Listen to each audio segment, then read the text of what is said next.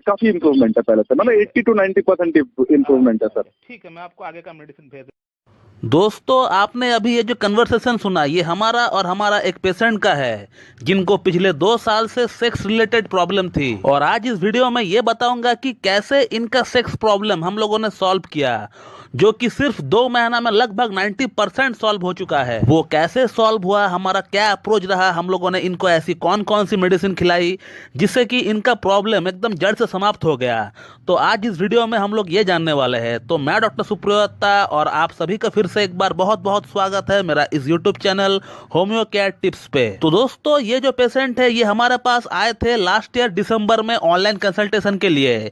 इनको भी वही कॉमन प्रॉब्लम्स थी जो कि सेक्सुअल प्रॉब्लम्स के अंतर्गत देखी जाती है, like erectile dysfunction, premature ejaculation, lack of libido. तो यही सब प्रॉब्लम्स ये पेशेंट भी फेस कर रहा था। और मेरे पास आने से पहले इनका बहुत जगह से इलाज भी चला।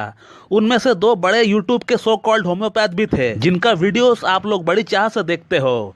मगर दुख की बात यह है कि किसी एक भी होम्योपैथ ने इनका केस को सही से रीड ही नहीं कर पाया, पढ़ ही नहीं पाया। ये जो पेशेंट है ये केस टेकिंग के दौरान बार बार एक ही बात को रिपीट कर रहा था, बार बार एक ही बात को दोहरा रहा था।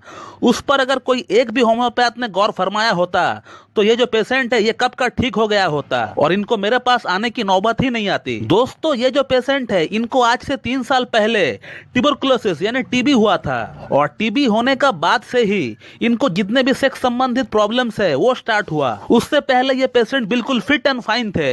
ये पेशेंट बार बार दोहरा रहा था कि मुझे ये प्रॉब्लम्स नहीं थी, लेकिन जब से मुझे टीबी हुआ उसके बाद से ही मुझे ये प्रॉब्लम्स डेवलप हुई है। और उसी के बाद इनको स्टैमरिंग यानी हकलाने का प्रॉब्लम भी स्टार्ट हो गया, जो कि ये पहले नहीं हकलाया करता था। तो सेक्स प्रॉब्लम और स्टैमरिंग ये दोनों ही स्टार्ट हुआ टीबी होने का बाद से, पहले इनको नहीं थी। और जब मैं इस पेशेंट का केस टेकिंग कर रहा था, इस बात को इन्होंने कम से कम 10 बार दोहराया कि सर मैं इससे पहले बिल्कुल भी ठीक था, मुझे कोई भी शारीरिक प्रॉब्लम नहीं थी, लेकिन जब से मुझे टीबी हुआ है उसके बाद से ही ये सारी प्रॉब्लम्स डेवलप हुआ है। और इसी बात से मुझे इस पेशेंट का प्रॉब्लम का जो जड़ था, जो रूट कॉज था, वो मुझे दिख गया था। और वो जड़ है side effect of anti tubercular medication. यानी जब इनको टीबी हुआ था और टीबी के लिए जब इनको एंटी ट्यूबरकुलर मेडिसिन दी गई थी, उसी इंग्लिश मेडिसिन का ये साइड इफेक्ट है। तो अगर आज मेरा ये वीडियो कोई होम्योपैथ देख रहा है तो हमेशा एक चीज को याद रखे, when you ever come across patient who have suffered from bad effects of anti tubercular medication,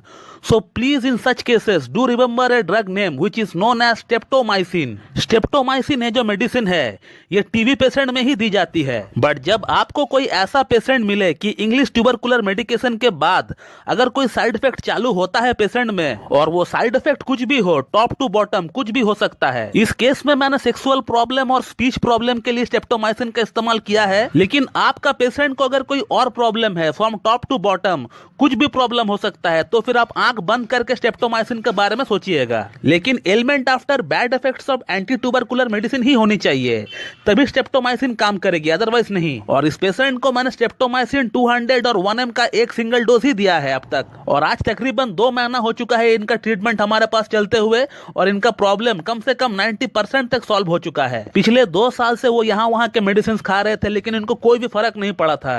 लेकिन हमारे पास सिर्फ 2 ही महीना ट्रीटमेंट इनका चला और इनका प्रॉब्लम कम से कम 80 to 90% सॉल्व हो गया। और इसी के साथ इनका जो स्टैमरिंग प्रॉब्लम थी, जो हगलाने का प्रॉब्लम थी, वो भी कम से कम 60 to 70% सॉल्व हो गया। मैं फिर से चाहूंगा कि आप लोग इस पेशेंट का फीडबैक एक बार पूरा सुने। हेलो जी, मैं बोल रहा था जी। डॉक्टर दत्ता जी, आपका जो ट्रीटमेंट चल रहा है हमारे पास इरेक्टाइल डिस्फंक्शन, प्रीमैच्योर इजैकुलेशन का, इन शॉर्ट अगर मैं कहूँ सेक्स प्रॉब्लम का जो ट्रीटमेंट चल रहा है 2 महीना से, उसमें कितना इम्प्रूवमेंट आपको हो रहा है?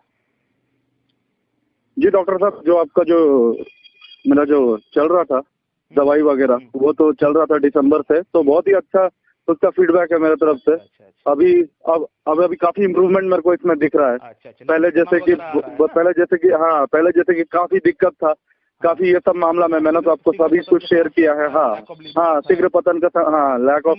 अभी जो है अभी जो डॉक्टर साहब अभी क्या हो रहा है कि अभी फिजिकल इंटीमेसी का डिजायर बढ़ रहा है, इरेक्शन रह रहा है देर तक, मतलब बहुत सारा पॉजिटिव चीज हो रहा है। अब पहले जैसा नहीं रहा, स्पर्म काउंट भी बढ़ रहा है, काफी अच्छा है। पहले जैसा दिक्कत नहीं है, काफी इम्प्रूवमेंट है पहले से, मतलब 80 to 90% इम्प्रूवमेंट है सर। ठीक है, मैं आपको आगे का मेडिसिन भेज देता हूँ कल। ठीक है, ठीक है, थैंक यू।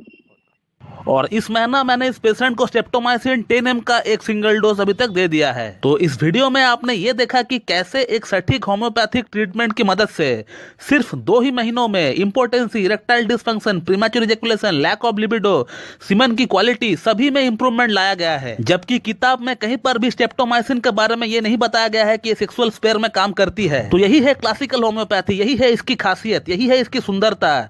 यहाँ पहले से कोई भी रेमेडी सेलेक्ट नहीं रहता है हमारे लिए, और इसीलिए होम्योपैथी में medicine case to case, person to person vary करता है। Fixity of ideas doesn't work in homeopathy. जब भी कोई पेशेंट आता है तो हमें नई तरीके से फिर से स्टार्ट करना पड़ता है उसके लिए। तो दोस्तों, मैं इस वीडियो को यहीं पे एंड करता हूं। So thank you very much and have a good day.